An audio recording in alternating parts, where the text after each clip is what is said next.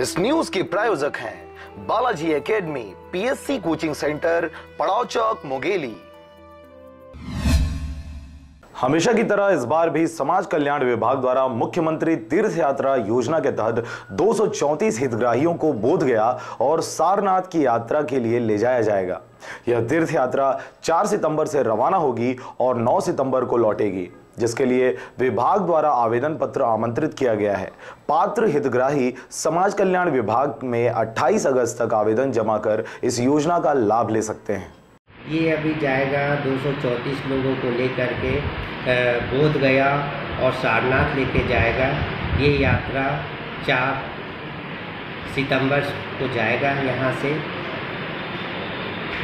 और वापसी 9 सितंबर को वापस हो जाएगा। इसमें 234 हितग्राही जाएंगे कुल, जिसमें 227 हितग्राही रहेंगे, 7 हमारे शासकीय अनुरक्षक रहेंगे उनके सहयोग के लिए।